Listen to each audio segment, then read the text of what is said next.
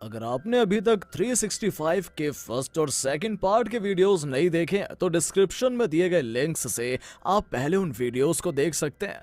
365 के second part में हमने देखा कि जब मैसिमो लॉरा को वापस लाने के लिए अपनी राइवल गैंग के पास जाता है तो आखिर में लॉरा को गोली लग जाती है। और अब आगे की कहानी। मूवी की शुरुआत में हम देखते हैं कि मैसिमो और उसके राइवल गैंग के आदमियों को एक फ्यूनरल में देखते हैं और आगे हमें समझ आता है कि मैसिमो का भाई और एना उस गोलीबारी में मारे जा चुके थे। यहाँ मैसिमो सामने खड़े आदमियों से कहता है कि ये सिसली है, मेरा इलाका, दोबारा यहाँ कोई भी मुझे अपनी शक्ल मत दिखाना। ये सब सुनने के बाद नाचो और उसके आदमी वहां से चले जाते हैं। सीन यहीं कट होता है। आगे हम मैसिमो और लॉरा को उनके बेडरूम में रोमांस करते हुए देखते हैं।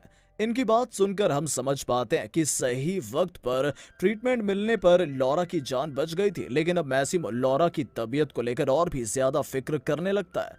बेडरूम से निकलने के बाद लॉरा जब बाहर खाना खाने जाती है तब उसकी फ्रेंड ओल्गा भी उसे अपना ख्याल रखने को कहती है, लेकिन लॉरा ये बात सुनकर गुस्सा करने लगती है क्योंकि वो नहीं चाहती थी कि किसी छोटी बच्ची की तरह अपनी सेहत का ख्याल रखने के लिए उसे टोका जाए।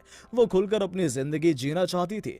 इसके बाद ये दोनों मैसिमो को बिना बताए बाहर घूमने के लिए निकल जाते हैं और ये लोग एक अच्छे से रेस्टोरेंट में जाकर लंच करते हैं। इसी दौरान लॉरा को एक कॉल आता है और दूसरी तरफ से उसे एक आवाज सुनाई देती है, हाय मैं बोल रहा हूँ।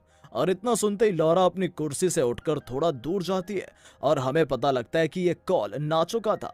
नाचो लॉरा से मिलने के लिए पूछता है, लेकिन लॉरा इसके लिए मना करते हुए कॉल काट देती है। आगे ओल्गा के पूछने पर लॉरा उसे बताती है कि नाचो ने मेरा साथ उस वक्त दिया जब मेरी दुनिया बिखर गई थी, वो सबसे अलग था। ये सुनकर ओल्गा लॉरा को ये कहते हुए छेड़ने लगती है कि कहीं तुम्हें उससे प्यार तो नहीं हो गया। इसके बाद ये दोनों डिस्को जाकर काफी इंजॉय करते हैं और यहाँ भी लॉरा को नाचो दिखाई देता है और जब लॉरा उसकी तरफ बढ़ने लगती है तभी मैसिमो अचानक से उसके सामने आ जाता है और फिर मैसिमो और लॉरा एक प्राइवेट रूम में जाते हैं जहां एक लड़की डांस कर रही थी। यहाँ मैसिमो के मना करने के बावजूद भी लॉरा मैसिमो को सेड्यूस करने लगती है और देखते ही देखते ये दोनों इंटीमेट होने लगते हैं।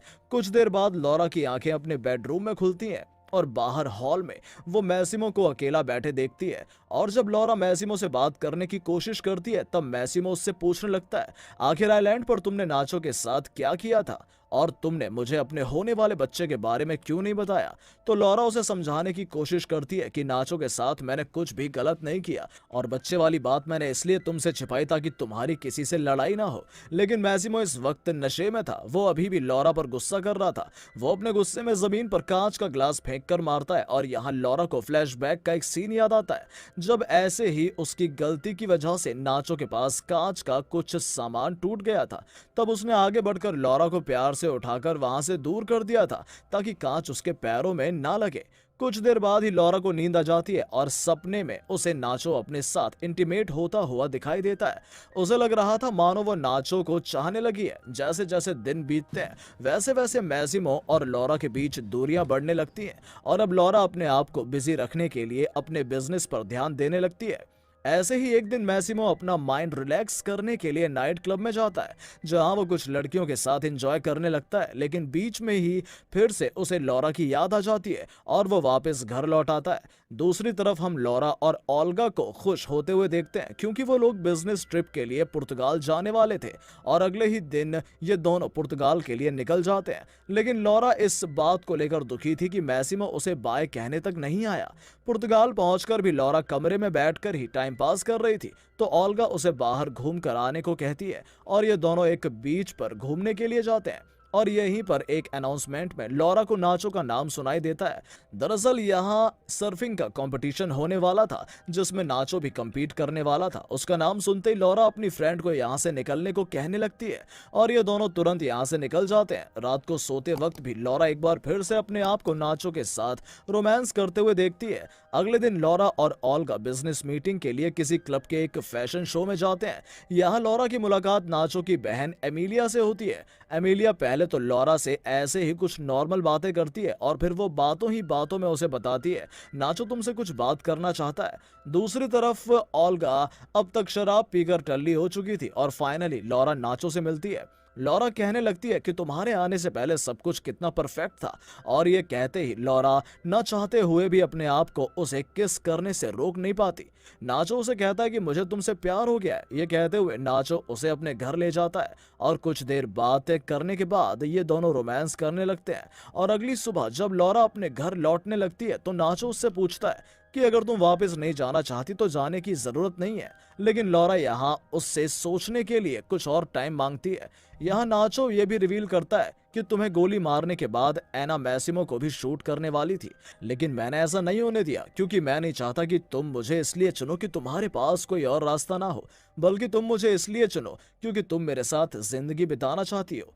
और लॉरा जब अपने रूम पर लौटती है तो उसे मैसिमो वहां बैठा दिखाई देता है। मैसिमो उससे पूछता है कि तुम कहाँ थी, तो लॉरा झूठ बोलते हुए कहती है कि मैं कुछ सोचने के लिए वॉक पर गई थी। यह सुनकर मैसिमो चिल्लाते हुए कहता है मुझसे झूठ मत बोलो, और अब उससे नजरें तक नहीं मिला पा रही थी और वो ये कहते हुए ऊपर जाने लगती है कि मैं चाहती हूँ कि हम दोनों का डिवोर्स हो जाए।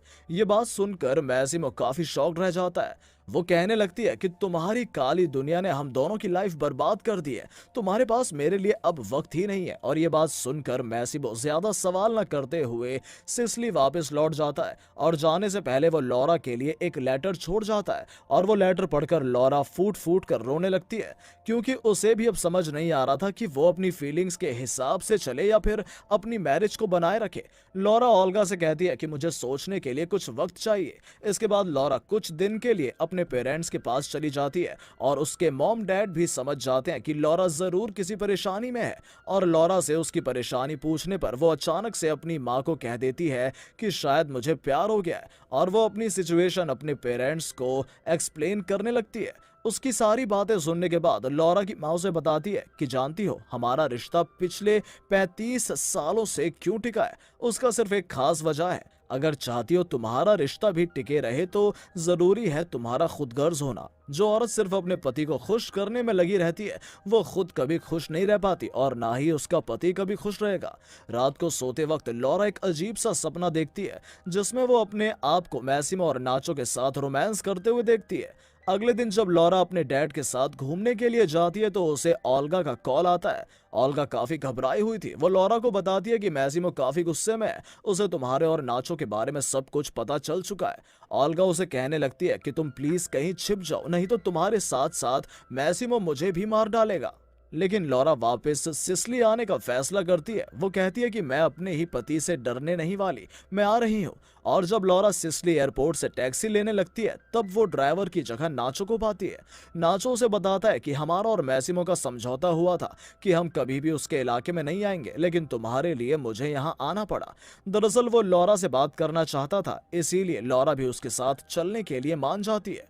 रास्ते में जाते हुए नाचो लॉरा को अपनी फीलिंग्स बताने लगता है। वो कहता है कि तुम्हें पहली बार देखते ही मुझे तुमसे प्यार नहीं हुआ था, पहले तुम मुझे पसंद आई थी, तुम्हारा गुस्सा, तुम्हारा जिद्दी और अड़ियल नेचर पसंद आया था।